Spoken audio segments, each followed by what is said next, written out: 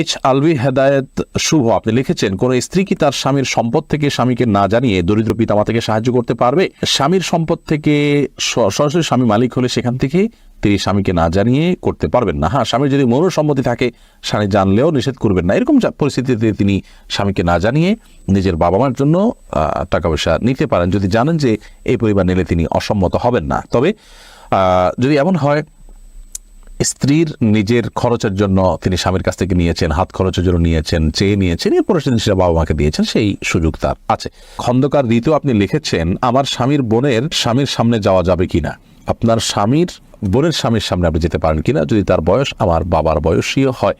তিনি যদি অনেক বৃদ্ধ হন, বাবার বয়সী বলে কোনো কথা নেই, যদি অনেক বৃদ্ধ হন তাহলে সেই ক্ষেত্রে তার সামনে আপনি যেতে পারেন, যদি ফিতনার কোনো আশঙ্কা না থাকে যে তিনি আপনাকে নিয়ে বাজ চিন্তা করবেন, আপনার মনে বাজ চিন্তা আসবে, এরকম কোনো সুযোগ নেই, এত বয়স হয়ে গেছেন। এরকম যদি হয় তাহলে সেক্ষেত্রে আপনি তার সামনে যেতে পারেন। নর্মাল বিধান হলো না, আপনি আপনার স্বামীর বোনের যে স্বামী তার সামনে আপনি, অর্থাৎ আপনার ননদের স্বামী যিনি, তার সামনে আপনি যেতে পারেন না, জায়েজ নাই, পর্দা করতে হবে।